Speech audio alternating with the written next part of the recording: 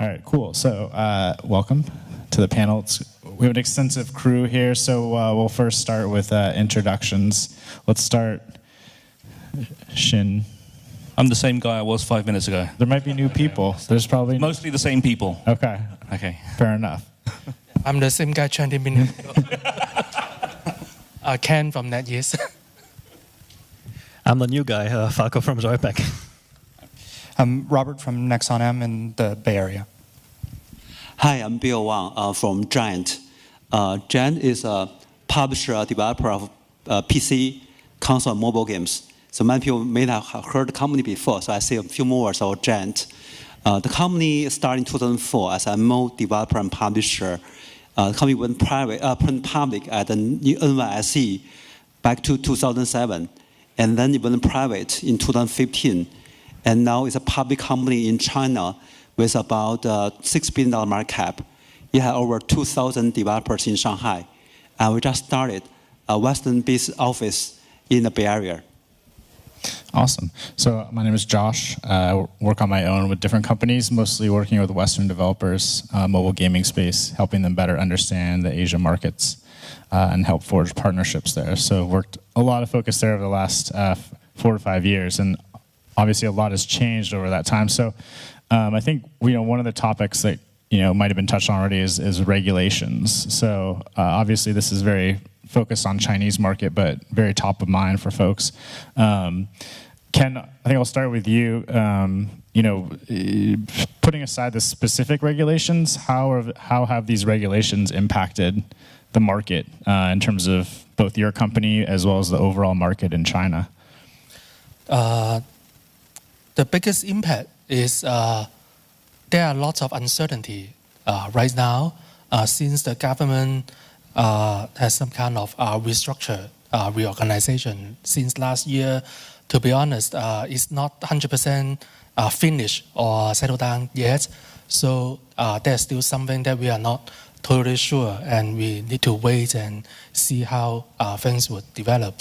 But the actual impact that we can see in the market, I will highlight 2 things. One is that the number of games that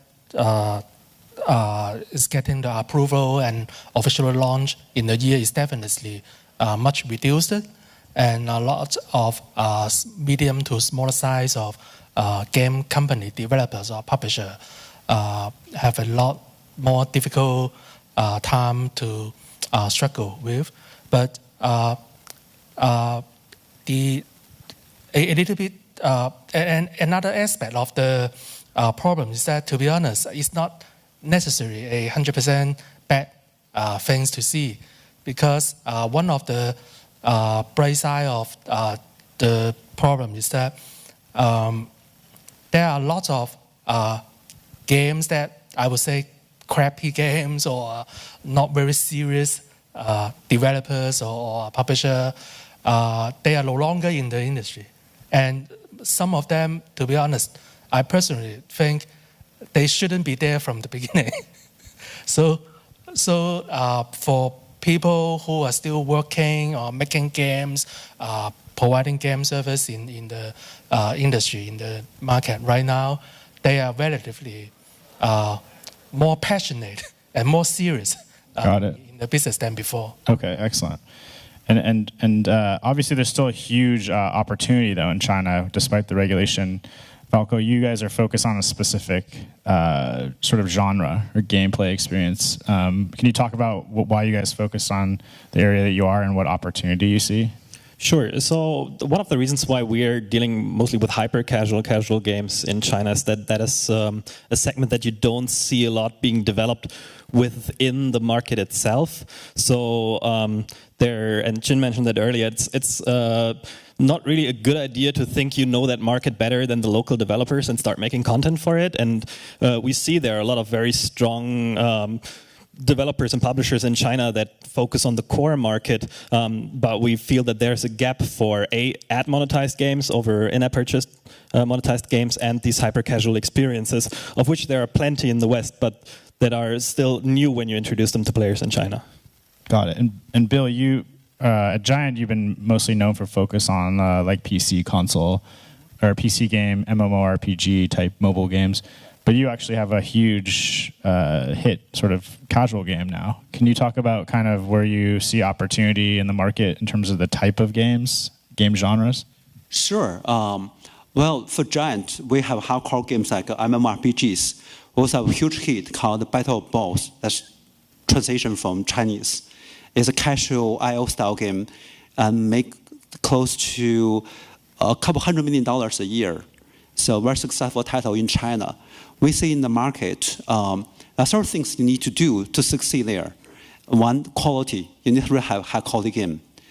Second, if you are a mobile developer, IP could be important. You know, you can get a lot of free traffic.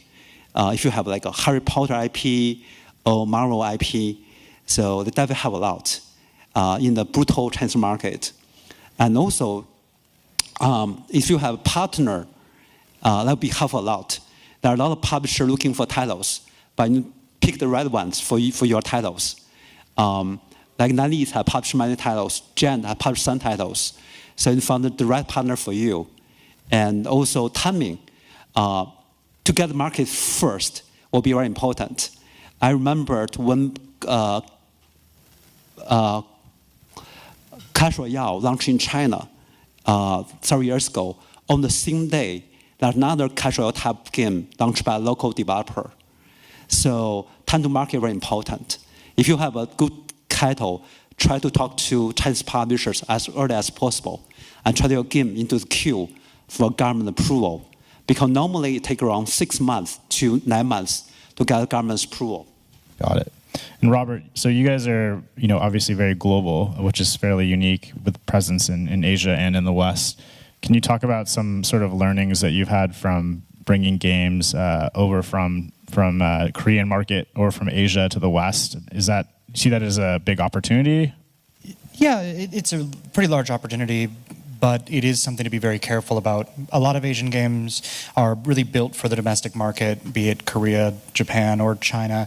And when you're bringing them over, you really have to go through a lot of due diligence and vetting to see if it's going to have real commercial potential. We do fairly extended soft launches, which is not something that a lot of Asian companies really do. We do rather extensive user experience, localization, as well as a lot of changes in the builds. And usually that whole process can take 6 months to a year just to vet a game to get it ready for the Western market. And then always it's kind of hit and miss. I would say that in big picture, it is very worth it to be, as an Asian company, to be bringing games over to the West and be experiencing that. But we just released our financials, and even with Pixelberry Studios, which is Choices, we in the US only accounted for 4% of overall revenue for Nexon as a global entity, with the bulk of it being made out of China and Dungeon & Fighter, a PC title. Got it. And Shin, obviously, you guys are, let's be honest, a smaller player in the market in terms of publishing. The NetEase? Yeah, a little bit. But you've managed to find success. I mean, I know you touched on this a little bit in your previous discussion, but can you talk about where you see the opportunity for Western games based on sort of your vision in a market that's very much dominated by, locally developed content? I think the answer I've always given is just be realistic about your expectations. And, there is, if you're trying to reach top 20, even top 50 top grossing, then that might be out of reach for you. That doesn't mean it's not a profitable territory if you do it right. So I think it's about saying a lot of people won't want to do it because they either they're not partnered with the biggest people, or they just think that, okay, we're huge over here, but we're not getting any traction in, we might not get enough traction in Japan, but it might still be a viable business. It might still be a viable game. So I would say, just recalibrate your expectations as you go into each market, and then, like I was saying earlier, treat each market in Asia, quote unquote, differently.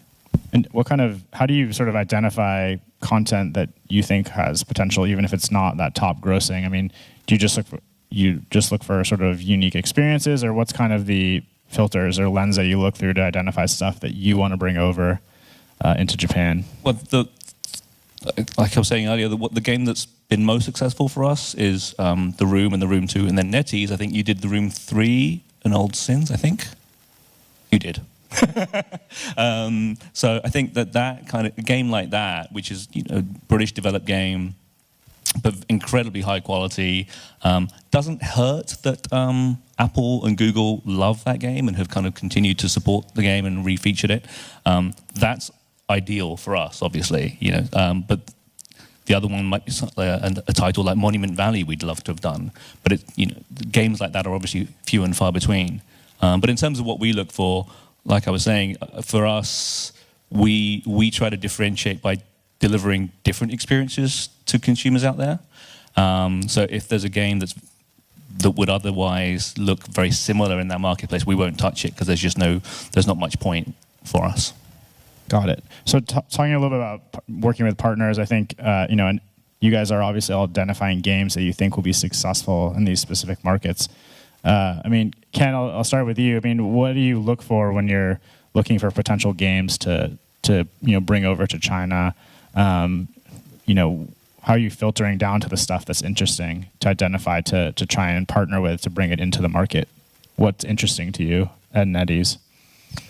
I think there has been a lot of saying that Chinese consumer do have very unique preference and taste, but I also think the nature of human is actually not that different.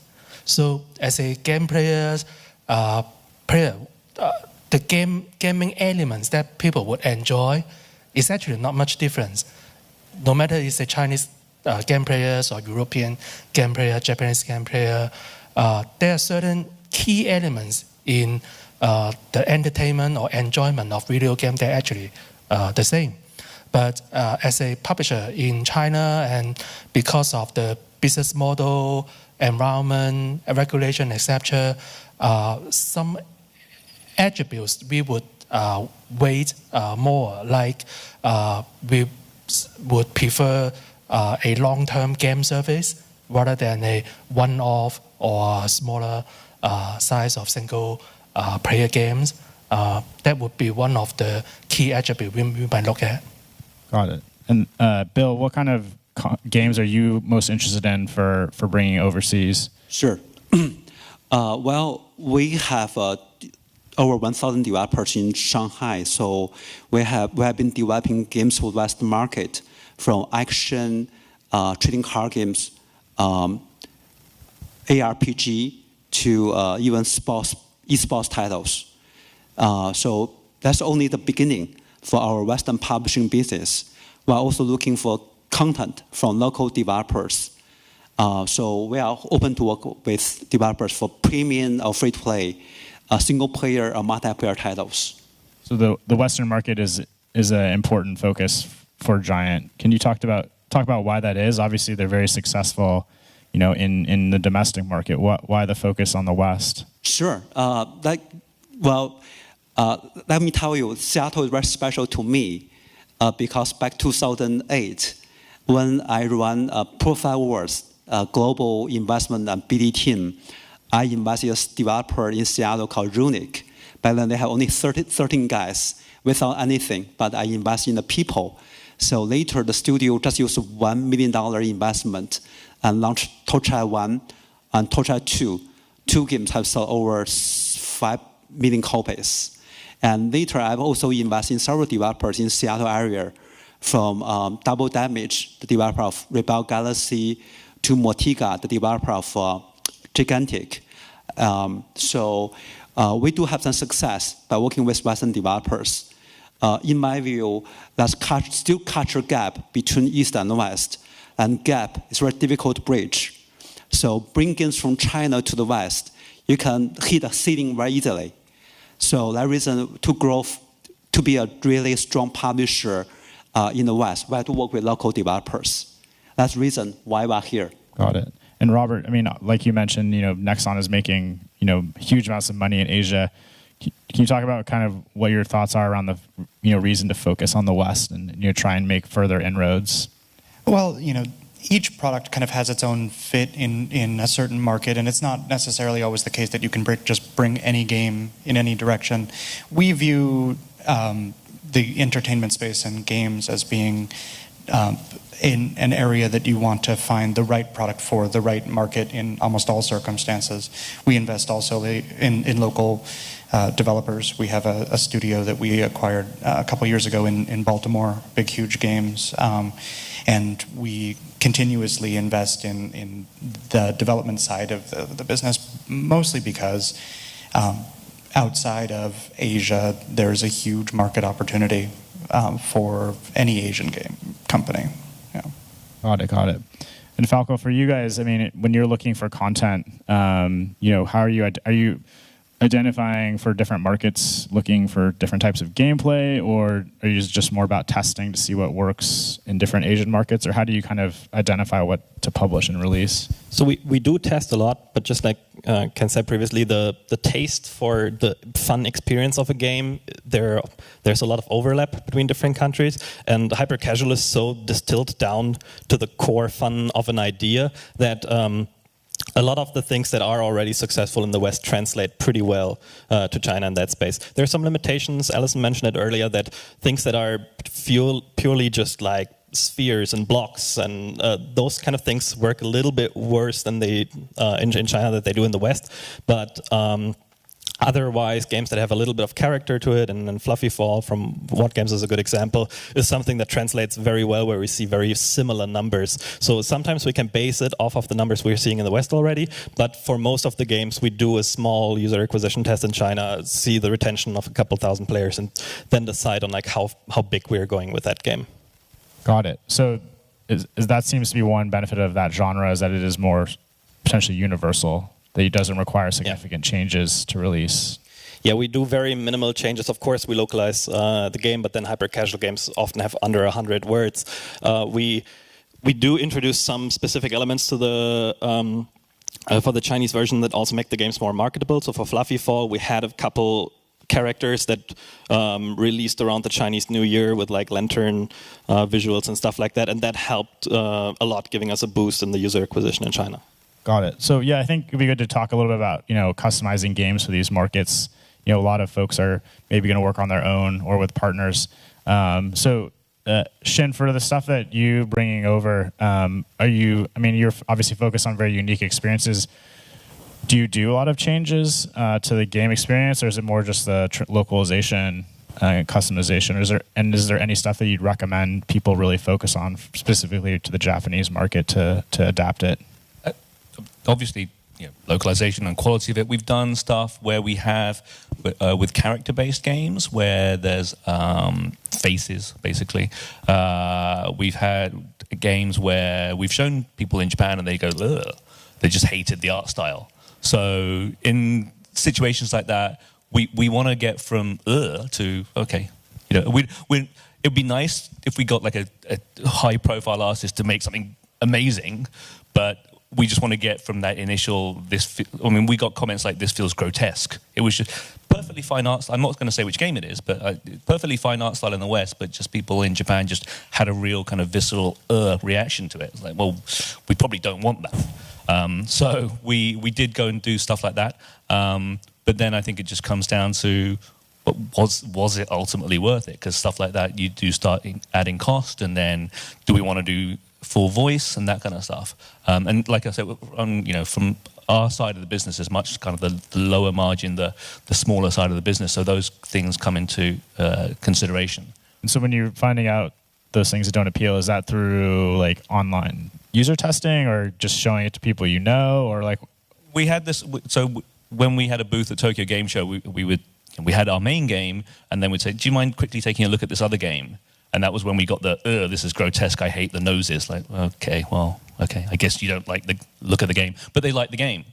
So it was the kind of game was well received. They just really could not get past the look of it. And given that was a large part of the game, we just had to fix that. So, where we see stuff like that, we will absolutely go and do it. Because we just don't want to have that initial negative reaction. Got it. And Robert, for I think Dominations, you guys marketed that very much globally, right?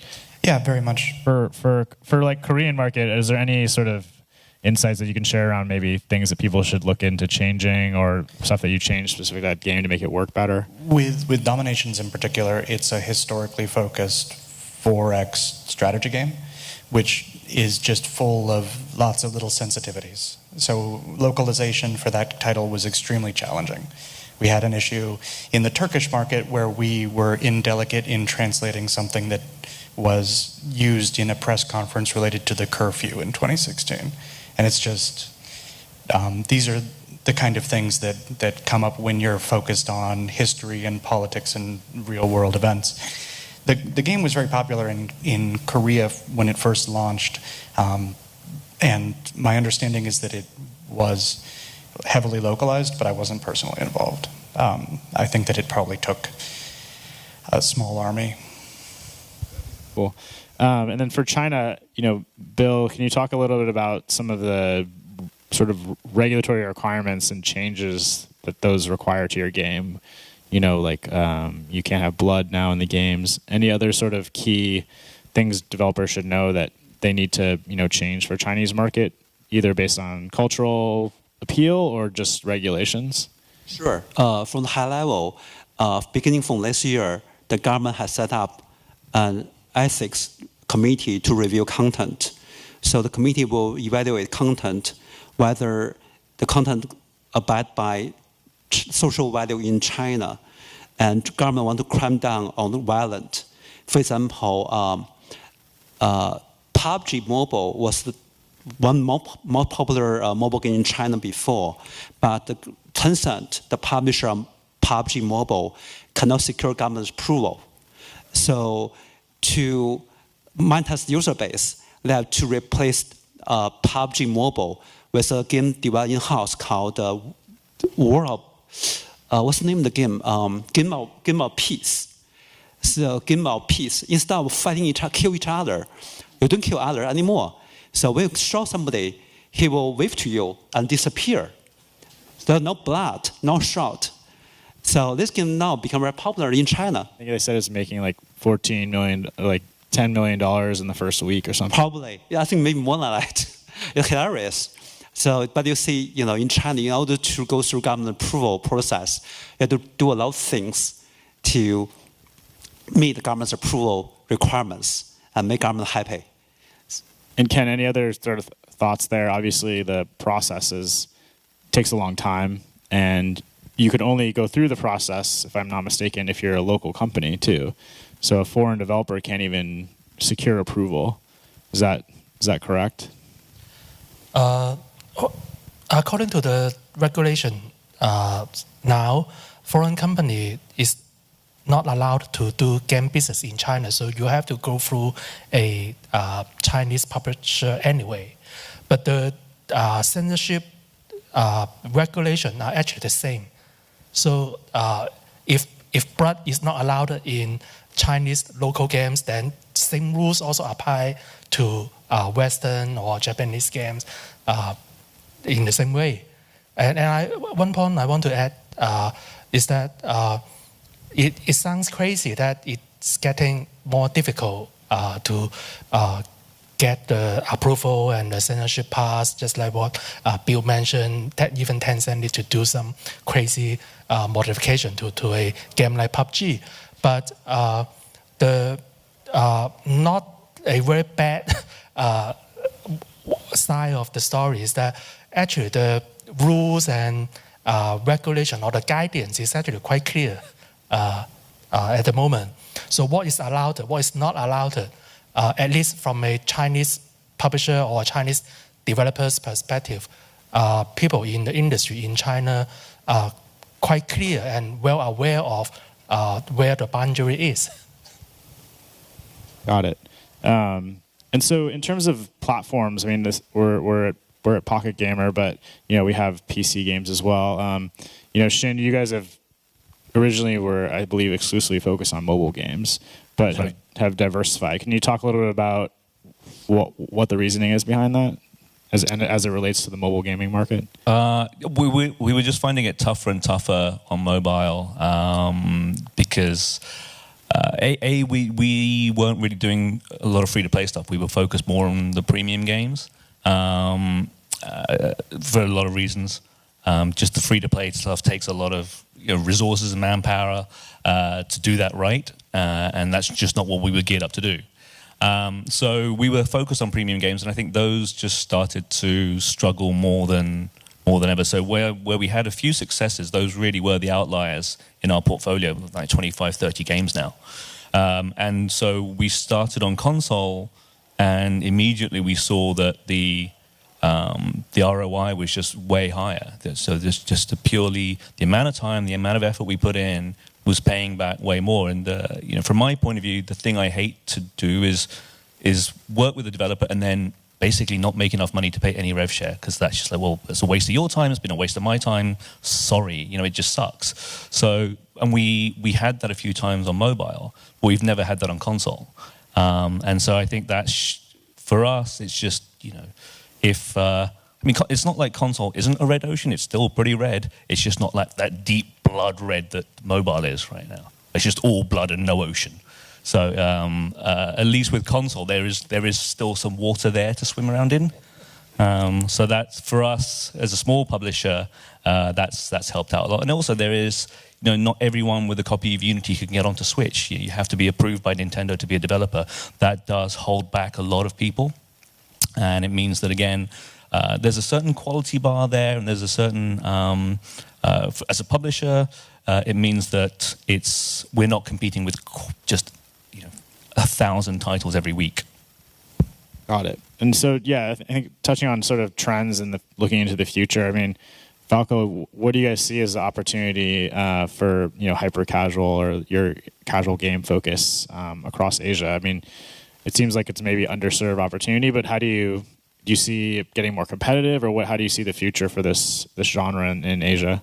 It's definitely getting more competitive. I think there's a bit more room to grow still compared to the Western markets, but you see bigger Chinese publishers revamping some of their teams, rephrasing their offerings to include hyper-casual games in that as well. And they're seeing the charts, and they see how in the most downloaded games specifically, you see more and more hyper-casual games ruling those. So there is growing interest from the local publishers. And yeah, one of our challenges is like, how can we, what makes us special versus like these other publishers, right? To find your niche in the market there, either through content or the service you offer to developers or some other ways. And eventually, we also expect the local developers there to pick up on that trend and start making more content specifically aimed at that audience. Have you seen a lot of local Chinese studios making hyper-casual game, or they still seem focused on more like a traditional popular genres like MMORPGs thing? They seem very focused on the more traditional genres. For us, a lot of the content also comes from Japan, and there's a little bit more cultural overlap there between Japan and China. But that type of game, specifically quirkier puzzle games and stuff that fall somewhat into the same niche, work very well when bringing them over from Japan to China.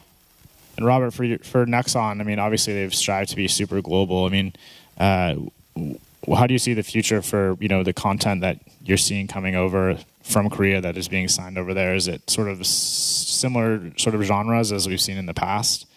In the Korean market in particular, that it's very heavily dominated by RPGs, and especially compelling social experiences with a leaderboard that really let people explore that competitive side. Those games have been getting more and more of an audience in the West as time goes on, especially in markets which have not had consoles. So not so much the US, although the US is growing, but Russia and Turkey and India in particular have been growing a lot for this specific genre. Korean RPGs also have a reputation for being optimized for Android, and so any market that's Android first has kind of a reputational bonus for that.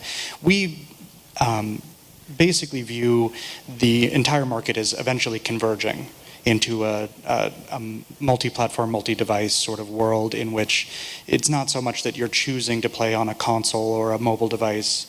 You're just going to be playing games either directly in front of you on the go or at home, and it's all going to be seamless. So we're making strategic investment to try to capitalize on that world when it gets there. But in terms of the genres, it's still the trends still seem to be holding. At least in the domestic markets, yeah, the genre trends are very. I would say that they're steady, at least in Korea.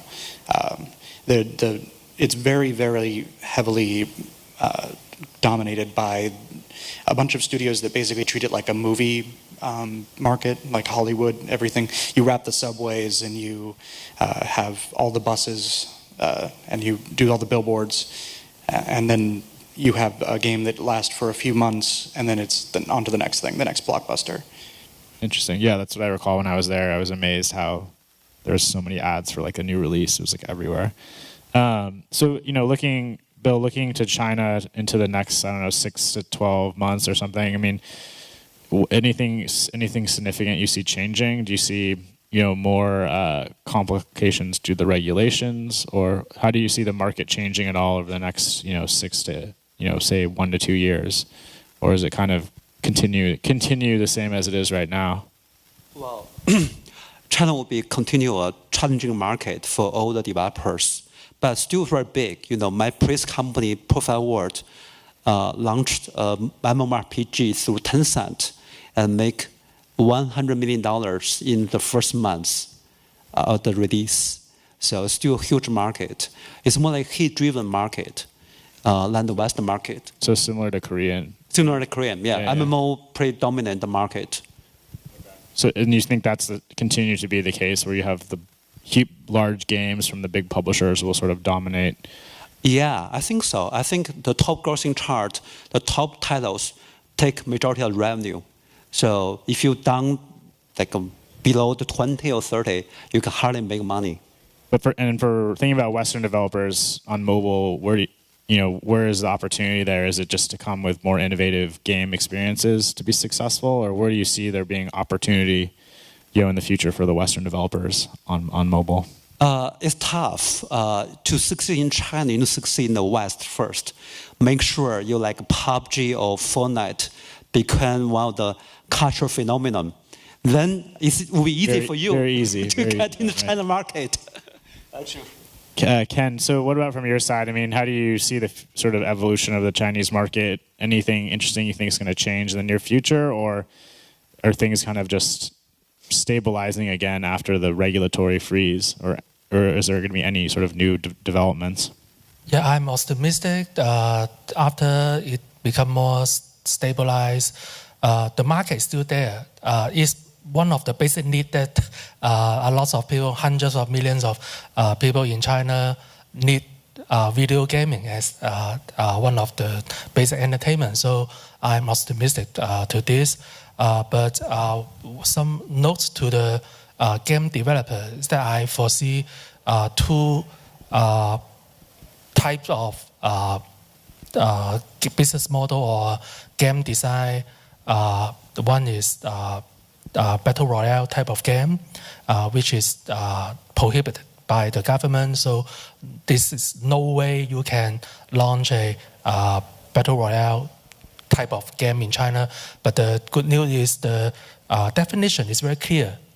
There's only two clear elements that the government would regard as a battle royale type of game. One is a shrinking circle in a gameplay. The other one is last man standing. So that's actually explicitly not allowed to have last man. So any game with these two very particular gameplay design is regarded as battle royale type of game, and is no. And the other thing that we foresee it will getting more tightened will be the random loot box business model. So these two areas is something that we are pretty sure is already happening and will be even more tightened in the coming future. Other than that, as long as the game is fun and no particular violation to known issue, then I think the market is still optimistic to me. So you're saying anything with the loot box business model, you think will be banned or have? It's not banned, but regulated.